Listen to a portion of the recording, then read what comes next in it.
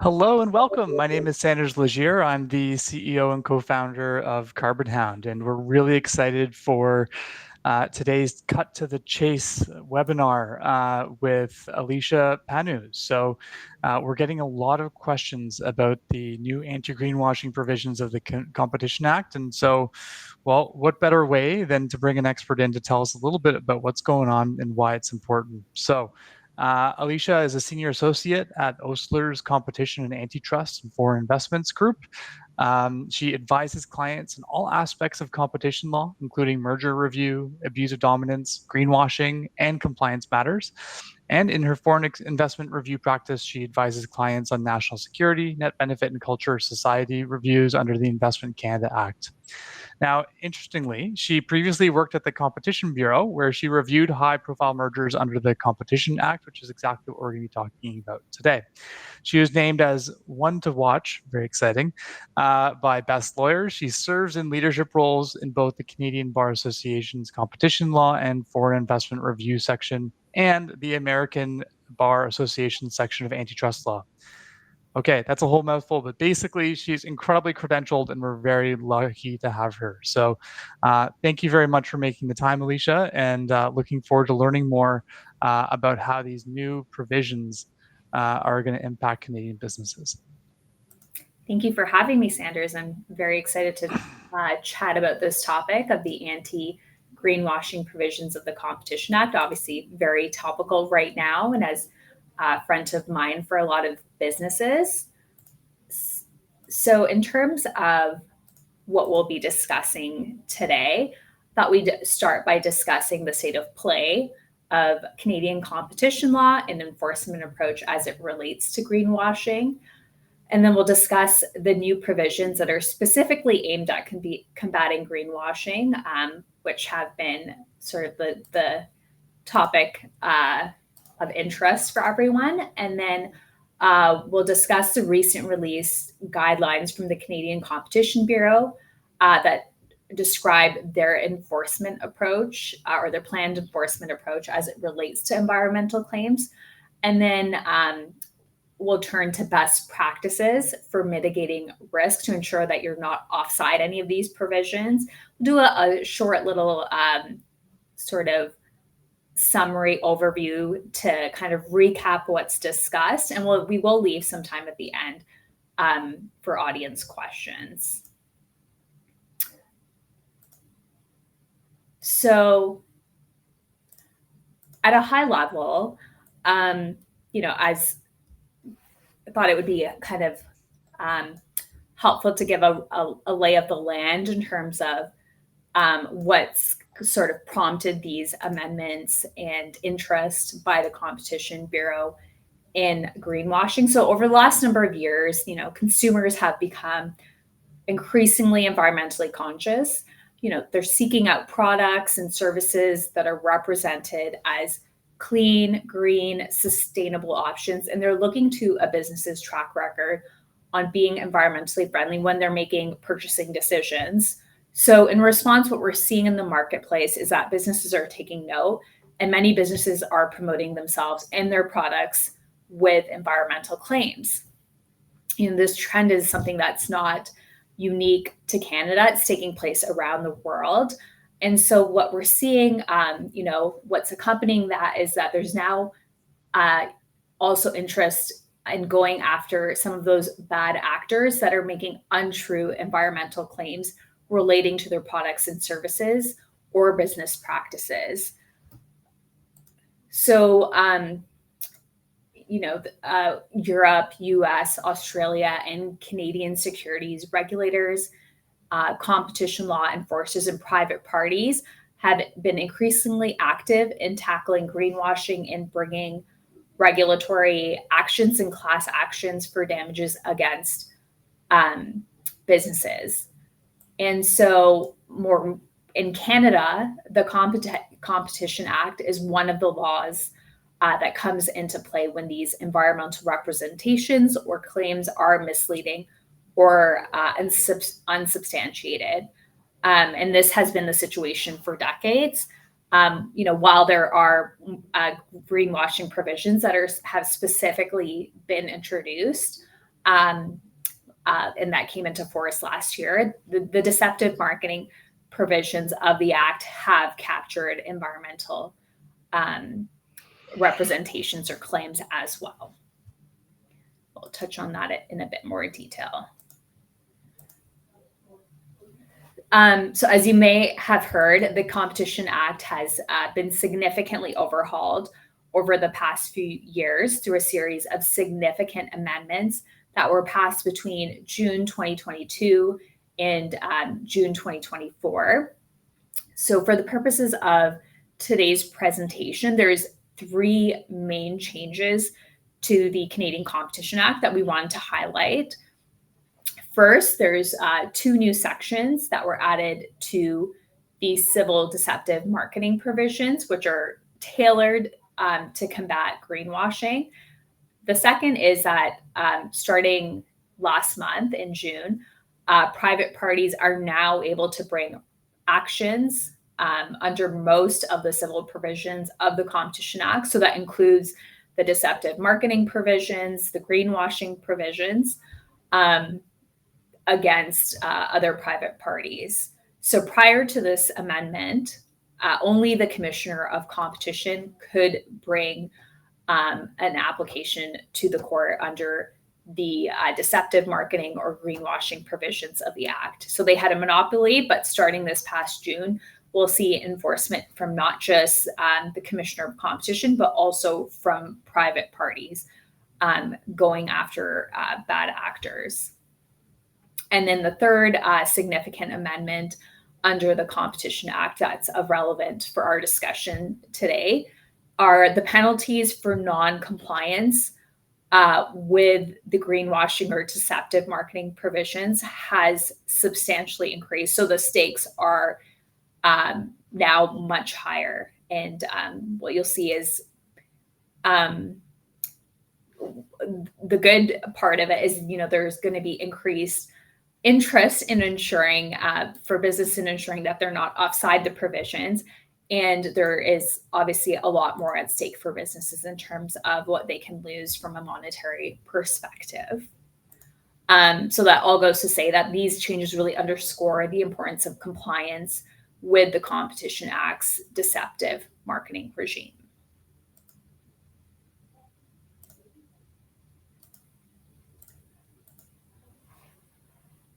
So there's a wide range of deceptive marketing practices that are covered by the Competition Act. But for today's purposes, there's 3 main areas to focus on. One of which is there's provision under the Competition Act that prohibits any representations that are false or misleading in a material respect. The second is the prohibition against unsubstantiated performance claims. And the third is the new greenwashing provisions. I'll touch on each of these in more detail. I guess one small thing that's worth noting is for the first and second type of provision, so representations that are false or misleading in a material respect or unsubstantiated performance claims.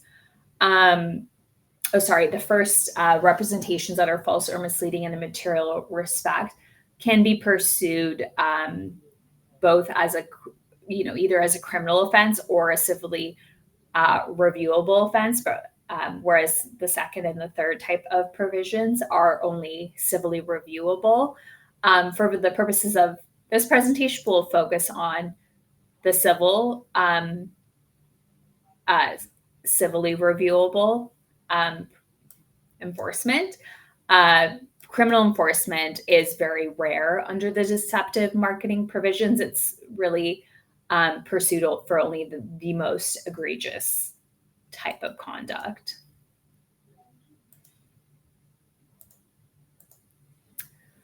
So beginning with the general prohibition, the Act prohibits anyone from promoting a product, service, or business interests through claims that are false or misleading in any material respect.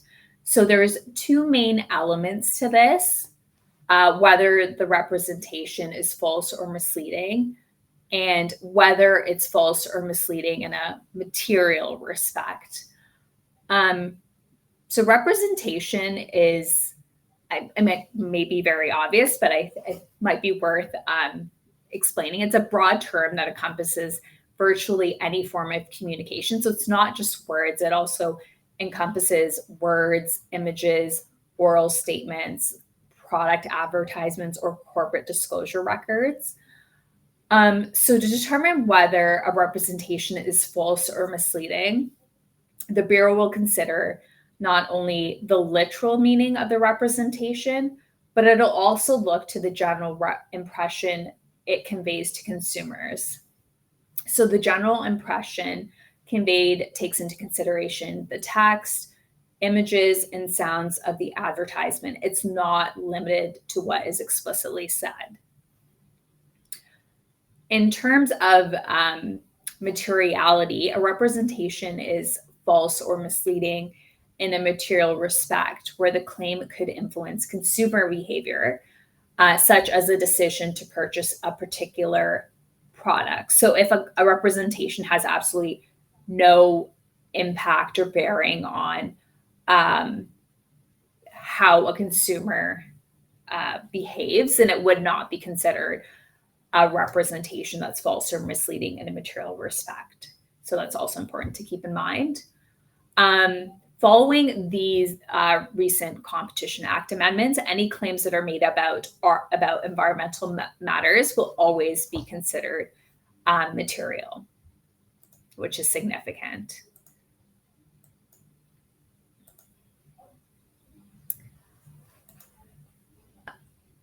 So the Competition Act, as I mentioned, also deals with performance claims. So performance claim is any statement regarding the performance, efficacy, or length of life of a product. It is a subset of representations. So for example, a claim about the health benefits from supplements, cellular network speed or reliability, claims made about a product being, recyclable, emissions efficiency claims, those would all be considered performance claims. So what the Competition Act requires is that where a performance claim is made, it must be substantiated by an adequate and proper test. So what will constitute an adequate and proper test will depend on the context. So for example, what product is being marketed. But generally, the test must be conducted before the performance claim is made. It cannot be done after the fact. The test must be conducted under controlled circumstances to eliminate external variables. The test must eliminate subjectivity as much as possible. It must reflect the real-world usage of the product and support the general impression created by the representation.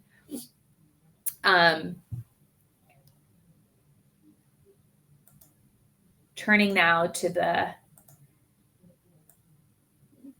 more recent general provisions that were added, the greenwashing specific provisions. So under these new provisions, businesses bear the burden of proving that on balance, any performance claim that they make about a product's benefits for protecting or restoring the environment or mitigating the environmental, social, and ecological causes or effects of climate change is based on an adequate and proper test. They also bear the burden of proving that any representation that they make with respect to the benefits of a business or business activity for protecting or restoring the environment or mitigating the environmental and ecological causes or effects of climate change is based on adequate and proper substantiation in accordance with internationally recognized methodology. So the phrase in terms of the second bullet there, so representations with respect to benefits of a business or business activity, the reference to internationally recognized methodology caused a lot of consternation and public discord. regarding the amendments when they were first introduced, because the term was left undefined. So it created a lot of uncertainty. But the Competition Bureau, thankfully, in their guidance that they released early last month, explains what the Canadian Competition Bureau views as internationally recognized methodology.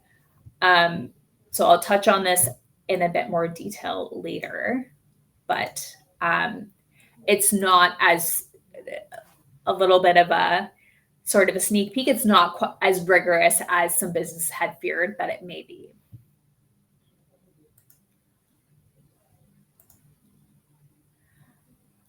So it's worth noting, at the end of the day, the amendments to the Competition Act do not represent a significant departure from what was already the law in Canada. The same type of claims that will be targeted under the new provisions could likely have already been targeted under the general prohibition against false or misleading representations, or the prohibition against unsubstantiated performance claims. What's, I guess, different is it is now somewhat easier for an applicant to succeed with their claim, but the law is really quite similar. So here on this slide, I've highlighted some key observations about the new greenwashing provisions, or some key takeaways for you all. So first is that the amendments, as I mentioned, reinforce existing law about the need to have adequate testing or credible substantiation for claims that were made to the public. Environmental claims should be consistent with the most recent evidence and methodologies of independent organizations with well-recognized expertise in the field. Second, the new amendments put a premium on disclosure. The onus of proof now lies with the company that's making the claim to demonstrate that there is a substantial benefit to disclose. Because of this, there's now a substantial benefit to disclosing the substantiation sources that provide support for the claim. While it's only required to be produced when challenged at the tribunal, disclosing these sources could help ward off applications in the first place.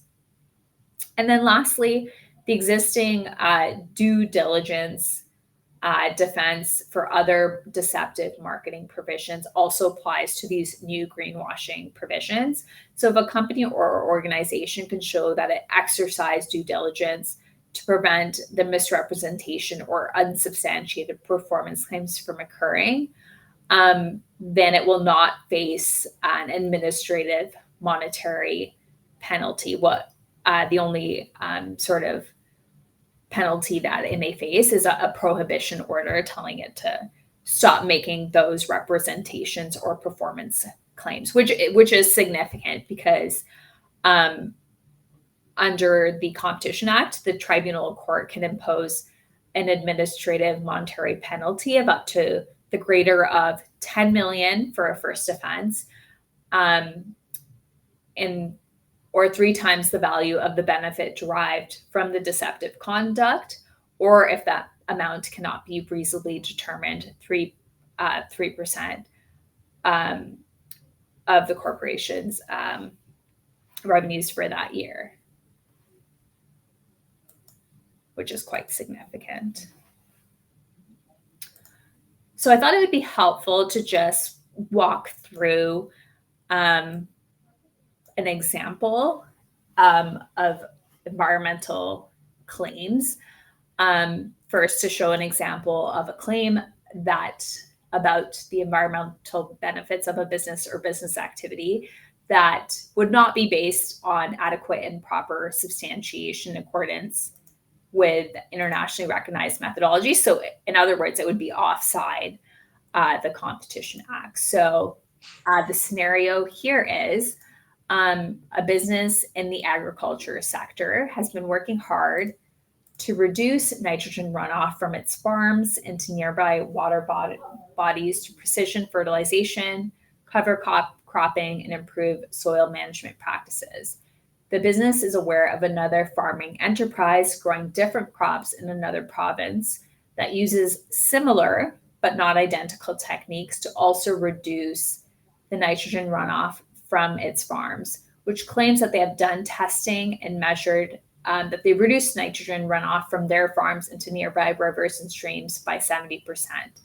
Instead of conducting its own testing, this business decides to make the same claim as the other farming enterprise, relying on the belief that the reduction in nitrogen runoff is likely to be similar.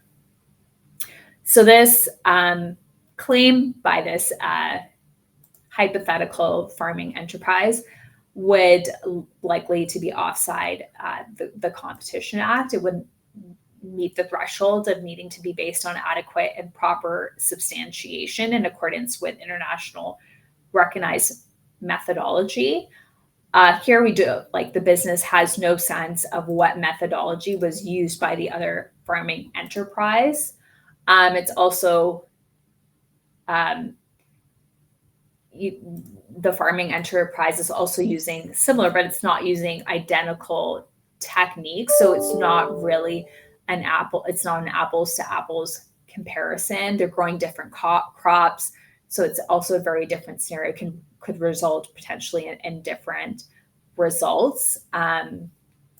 So it would not meet the Bureau's threshold. It's worth highlighting what's considered adequate and proper in the Bureau's view requires that the substantiation be suitable, appropriate, and relevant to the claim, and sufficiently rigorous to establish the claim in question. And often this will require substantiation that is scientific in nature.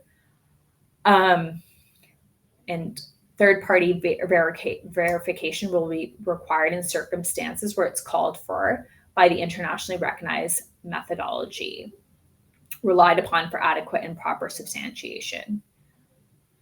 In the second scenario here, it's the same business, farming enterprise. They have the same goal of reducing their nitrogen runoff.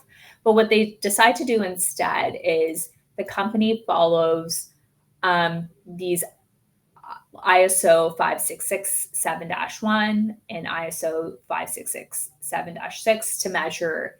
So measure the nutrient concentration in streams directly downstream from its managed fields, both before and after the practices were implemented. The measurements showed a 50% decrease in nitrogen runoff from the managed lands. And based on the study, the company makes the claim that over the past 5 years, we have protected the environment to reduce nitrogen runoff from our farms into nearby rivers and streams by 50%. So here, the Bureau would likely consider the representations to be statements about the products performed, or to be statements that are based on adequate and proper substantiation in accordance with the internationally recognized methodologies. Here, the company is following these ISO methodologies. They're measuring, they're doing the testing themselves. They're measuring before and after. They're limiting external variables. So they're unlikely to be offside.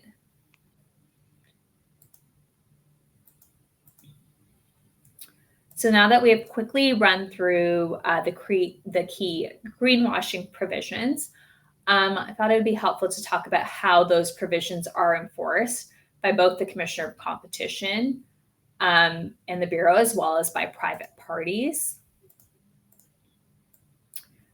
So under the Act's civil deceptive marketing provisions, there are a wide range of civil remedies that are available to the court or tribunal.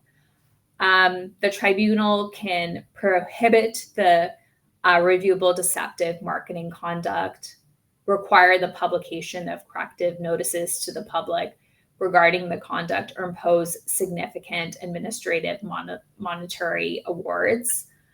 As I briefly mentioned earlier, these monetary penalties were significantly increased as part of the amendments to the Competition Act in June of 2022.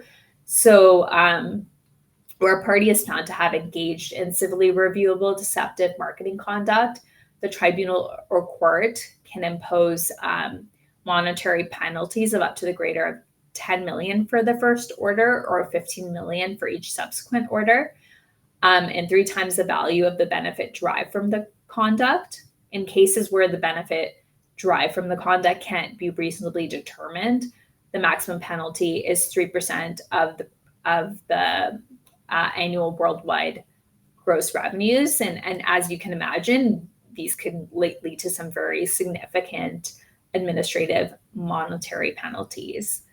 Alysha, sorry, just a quick question. So when you're talking about those penalties, they're very significant. So is it because it sounds like there's 3 different options, if you will, of how you can get fined. Do they pick the one that's the most expensive, the least expensive? Like, how do they choose which one of those is applied? Yeah. So in terms of the option between 3 times the value of the benefit derived from the conduct, or 3% of the gross revenues is only in factor if they cannot determine 3 times the value of the benefit derived from the conduct. Okay. In terms of choosing between the 10 million and on one hand, for let's say it's the first time offense, and 3 times the value of the benefit derived, to the extent that they can determine that. Between those 2 options, they will choose whatever is the greater penalty, essentially. Okay. The Cool. greater one between the 2. So that means that you're paying at least that, was it 10 million or 10 million at minimum? Yeah. Okay. Yeah. Big number. Yeah. So, and then it's also worth noting that for violations of the general prohibition against materially false or misleading representations, the tribunal or court can also order the party to pay restitution to those who purchase the products at issue. And this remedy is only available for the 2 new greenwashing specific provisions. Wow. Yeah.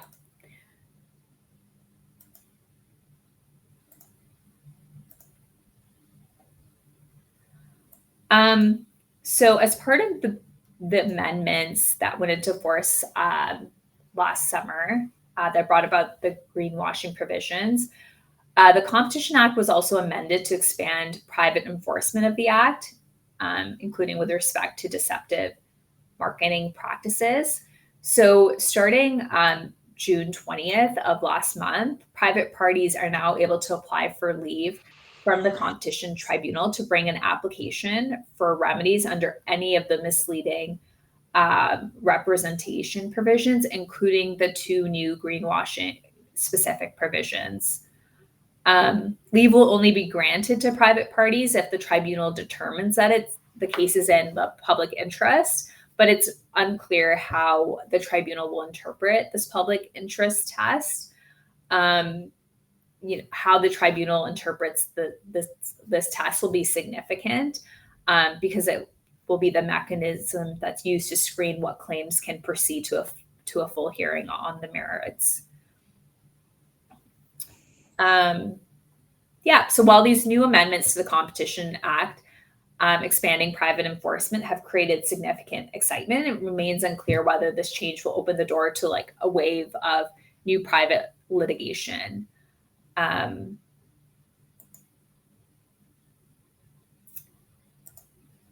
Okay, I'm going to jump to the next slide, cognizant of the time. So I'll just touch on some of these examples quickly, but it's worth noting that even prior to the introduction of the new greenwashing provisions to the Competition Act, there was already significant and high-profile enforcement actions relating to environmental claims. For instance, The Bureau did an investigation into Keurig, the investigation about their claims relating to the recyclability of their single-use coffee pods. The investigation ultimately resulted in a consent agreement between the Competition Bureau and Keurig.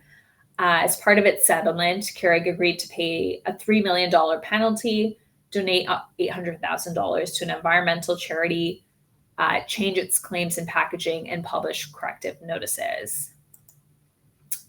There was also a high-profile case against Volkswagen and Audi 2016, and resulting from 2016 and 2018 Bureau investigations relating to their emission standards. The companies had to pay significant monetary penalties to the government, and there was also class actions resulting, follow-on class actions that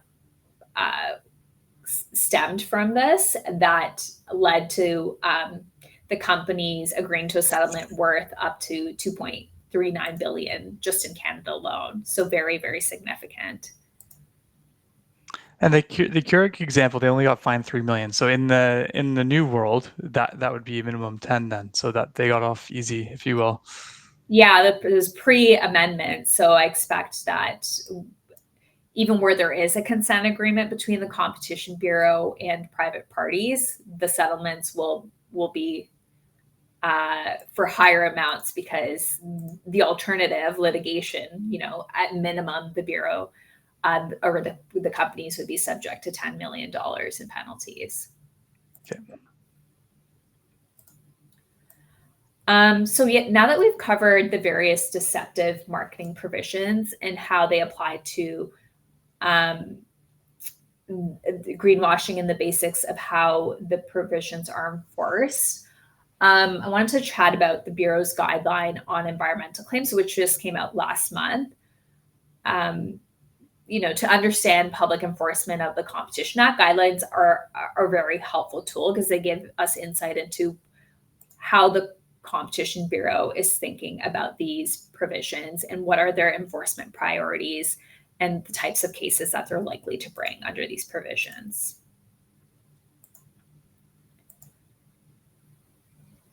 So as I mentioned, on June 5th, just early last month, the Bureau released the final form of its enforcement guidelines. These guidance represents the Bureau's interpretation of the law and views on how to enforce the provisions in the public interest. But it's worth noting that neither private litigants or the Competition Tribunal are bound to follow the Bureau's guidance. But while the tribunal is not bound to the Bureau's guidance, it may be considered when they may look to it when they're considering an application.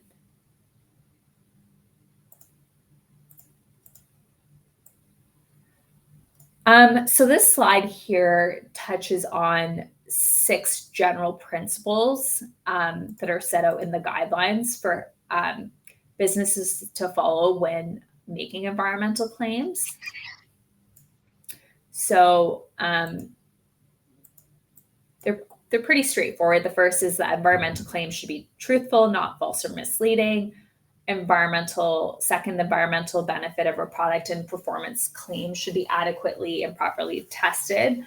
Third, comparative environmental claims should be specific about what is being compared. Fourth, environmental claims should avoid exaggeration.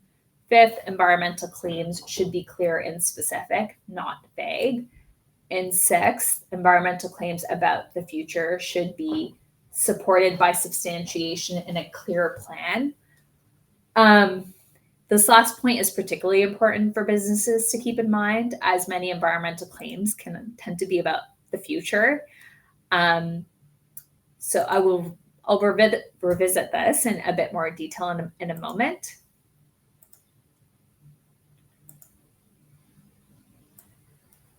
So some key aspects of the Bureau's guidelines that I want to highlight is that the Bureau is focused on marketing representations. So when enforcing the deceptive marketing provisions, the Bureau's focus on representations that are made in marketing and promotional materials. The Bureau is not focused on representations that are made for a different purpose, such as to investors and shareholders in the context of securities filings, which is certainly worth noting. Second point, key aspect I wanted to highlight was, which I've kind of touched upon already, is what is considered adequate and proper substantiation in the context of claims. So substantiation should be suitable to the claim and sufficiently rigorous. It should be consistent with recent evidence and practices, and it may call for third-party verification where required by the chosen methodology.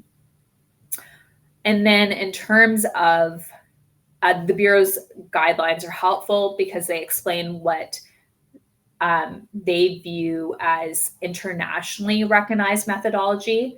So the Bureau's guidelines state that they will consider a methodology to be internationally recognized if it's recognized in just 2 or more countries, which is not a very high bar to meet. So the methodology does not need to be recognized by the government of those countries. It can come from a variety of sources, such as standard-setting bodies, regulatory authorities, or even industries or other entities using methodologies that are commonly accepted internationally. And the methodology does not need to be the best methodology that is available. To the extent that a methodology is recommended by a government program in Canada, the Bureau's guidelines state that they assume that it would accord with internationally recognized methodologies, but businesses should still exercise due diligence. Is this more of a spirit of the law versus letter of the law situation in terms of, like for example, I know the GHG protocol particularly was referenced as an example in the guidance. So does that mean that we can assume that appropriate application of the greenhouse gas protocol would be accepted? Yeah, it would. I think it's very safe to assume that the GHG protocol would be considered internationally recognized methodology. And I guess same thing for science-based targets or SBTI? Yeah. Okay. So when making the net zero claims, that's probably more appropriate in that case. Correct. Okay, great.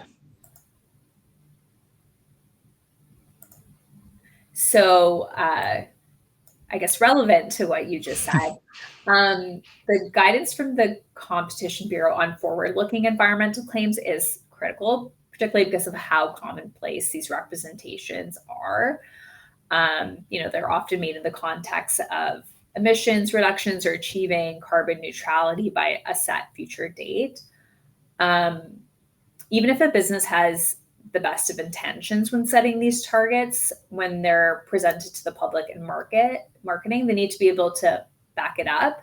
So the claims need to be properly substantiated, accompanied by a concrete, realistic, and verifiable plan to fulfill the claims. And meaningful steps in furtherance of that plan should already be underway. I'm just going to jump forward, but the Bureau's guidelines do touch on new technologies as well and what to do if there's no methodology that's yet been developed to test for the new technology.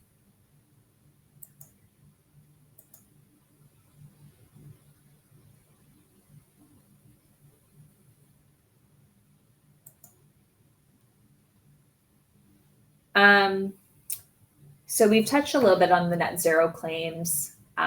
So I'll talk about the substantiation for claims that are not required to be publicly disclosed. So the party making an environmental claim must, if challenged, be able to demonstrate that it's properly substantiated.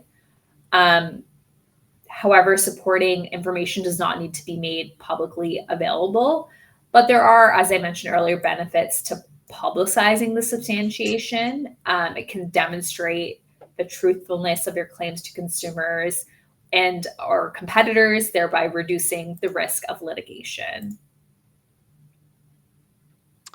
Yeah, I also feel like there's an element here of may not be legally required. Like you're going to have the information anyways, and you're going to have to, substantiate this that anyone challenges on you anyways. So, Yeah, you might as well get credit for the homework that you're doing and be transparent with how you went about addressing these claims and substantiating these claims. exactly. If you're already doing the work, you might as well publicize all the work and due diligence that's been done to support the claim. And from a marketing perspective, consumers tend to look upon businesses that are forthcoming in their practices a bit more favorably. Yeah, like even us, we were looking at buying a screen for one of our offices. We're going on the websites of all the manufacturers, and the ones that had actual reports and data were definitely ones that we were considering much higher than the others. Mm-hmm. So, I mean, this is quite obvious, but based on given the public interest in greenwashing and the amendments that have come about, greenwashing is certainly an enforcement priority of the Competition Bureau. So we can expect to see more bureau enforcement on greenwashing that there has been in the past. And even regardless of that, we can expect there to be private litigation, given that there's new private right of access that was just introduced on June 20th. So that'll be sort of another avenue of enforcement and where we'll see some activity. So a quick question on that, Alysha. Do you note that have we seen any precedents before where private action's been added as an enforcement mechanism, I guess would be the term. But I'm just curious, like, have we seen any demonstrated examples where that significantly increases the amount of litigation in this space? So under the Competition Act, there's been under most of the provisions of the Competition Act, the Commissioner of Competition has had a virtual monopoly on enforcing the act. There's very, very limited provisions where there was a private right of access, and they were provisions where there was generally very little enforcement, even from the Commissioner of Competition. This sort of introduction of a private right of access is very recent. The first new private right of access that was introduced was abuse of dominance.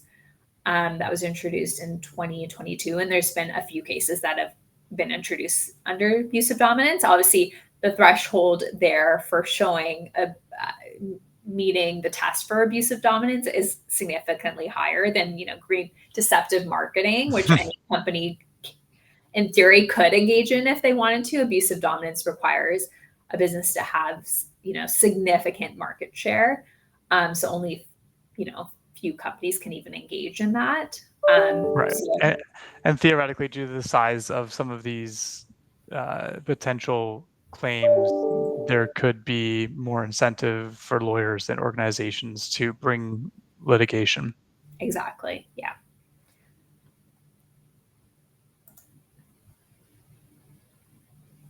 I recognize that we're pretty short on time, so I don't know if we had questions.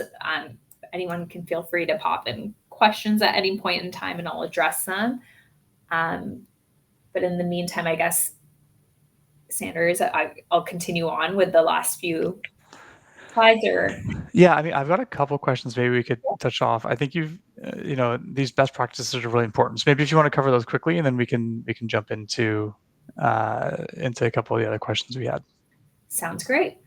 So this slide just outlines some recommendations that I would have on best practices to mitigate the risk of greenwashing allegations and reducing exposure for litigation. So the main focus is really on ensuring accuracy, transparency, and legal defensibility in environmental claims and governance practices. So, first best practice is obviously making sure your environmental claims are appropriately calibrated and substantiated. They should align with the latest evidence and methodologies that are endorsed by independent third-party organizations with a recognized expertise in the field. To the extent that you're making a claim with respect to reducing carbon emissions, set realistic and achievable targets, and have specific strategies and timelines in place for emissions reductions and other goals. You want to avoid statements that overpromise on environmental outcomes, performance, and benefits, or overstate the impact of carbon offsets. You really want to focus on direct emission reductions achieved through operational changes and innovation. And as we mentioned earlier, it would be a best practice to include the substantiation source and maintain not just accurate, but very detailed substantiation records to respond to any challenges that you might receive. Sort of relatedly, you want to carefully document any due diligence that you undertake to support environmental claims, given that there is a due diligence defense. The fourth point is kind of hard. Yeah, I feel like I've touched on that quite a bit already, so I'll skip over that. And then fifth, you want to develop internal processes to assess environmental claims and involve legal counsel in drafting and reviewing environmental representations. Okay. Awesome. Thanks, Alysha. Okay, so we got a quick question from Jennifer just about, will we receive a copy of the presentation? So yeah, we will be releasing the recording of this, so you'll definitely get that. A couple quick questions that we had, maybe you can or can answer some of them, but I guess the first one was, obviously there's a lot of companies out there, it's on their vans, it's on their, you name it, saying, oh, eco-friendly or green or sustainable, kind of like very high level, like, oh, we're a green company, or we're a sustainable company, or we care about sustainability. Would those be considered claims, or like how does that get treated in terms of that generic language that we often see companies making? That's a great question.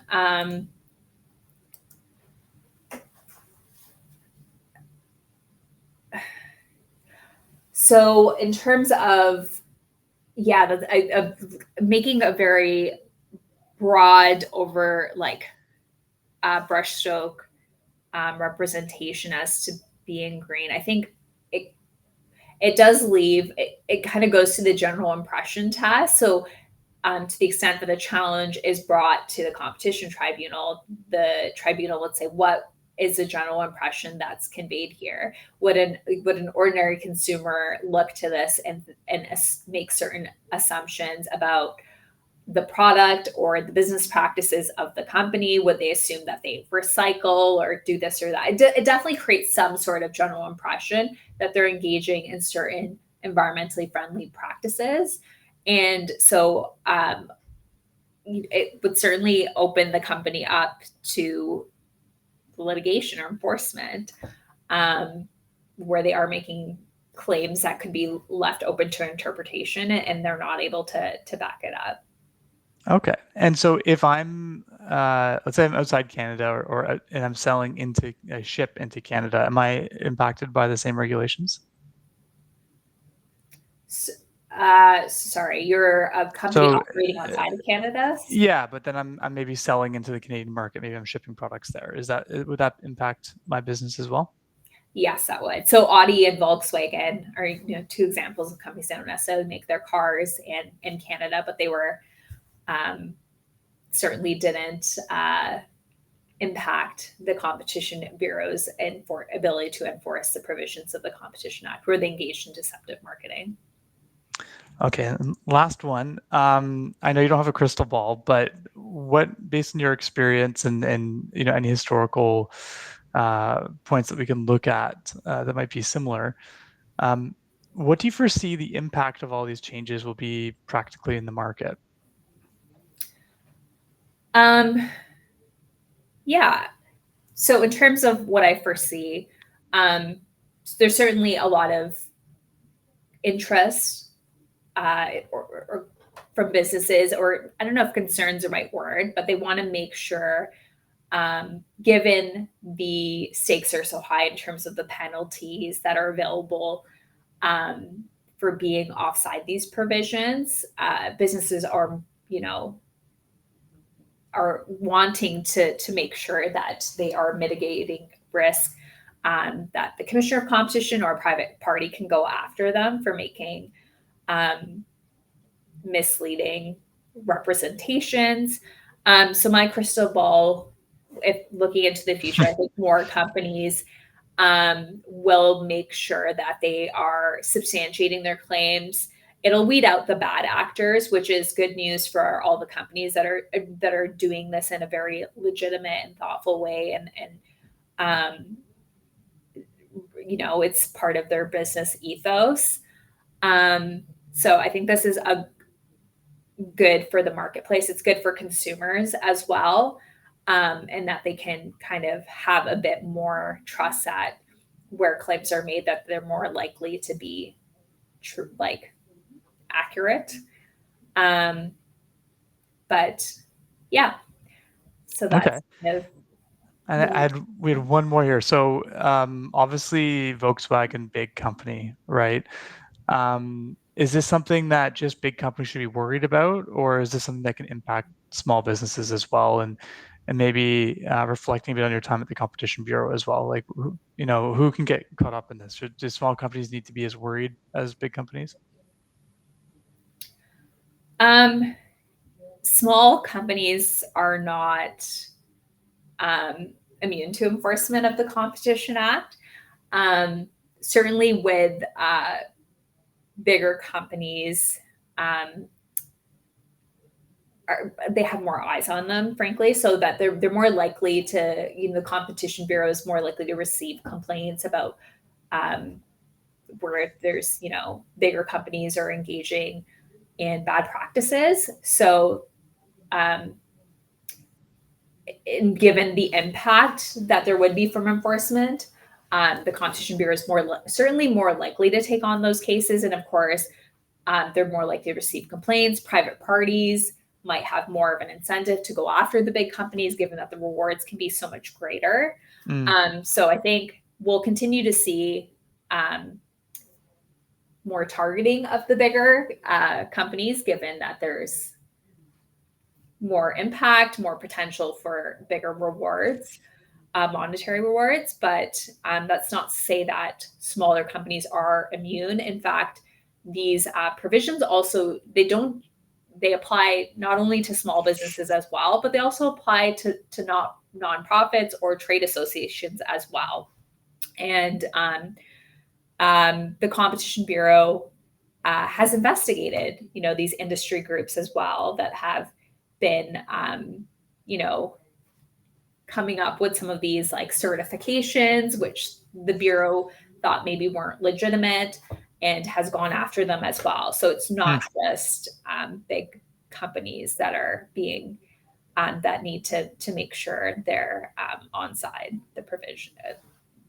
And given you got the unique insight of maybe working some of these organizations, do you find that most of these complaints, or like are most of these enforcement actions triggered by complaints versus them actively going out and seeking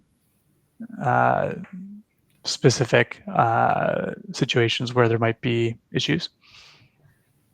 In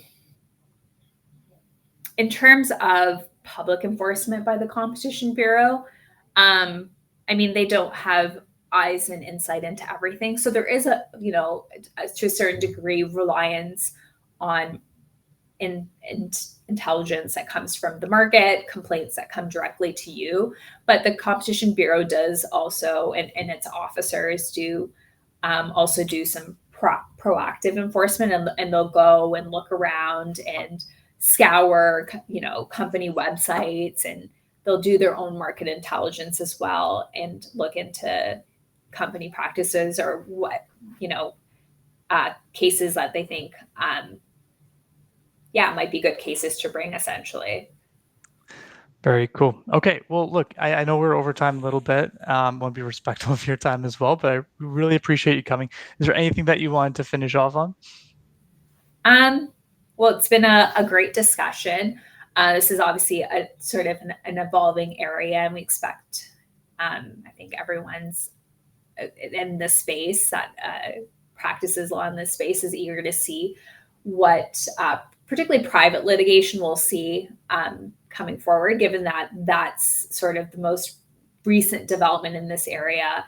The private right of access is just, you know, and the penalties have been available since June 20th. So to the extent, the stakes can be high given the potential for significant monetary penalties. If anyone has any questions, I know sometimes when you get into the nitty gritty of the actual representation or claims that you want to make, it can get a bit nuance. So to the extent, anyone has any questions, feel free to reach out to me.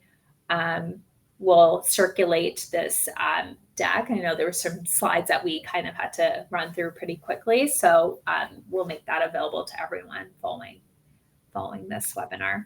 Amazing. I think we didn't really specifically talk about it, but I think one important thing to note is that this isn't regulation that's happening in the future. It's already in place today. So something that we should be thinking about immediately. We just have a bit more detail in terms of how it's actually going to be enforced now. But I believe the initial changes for this were made last year, right?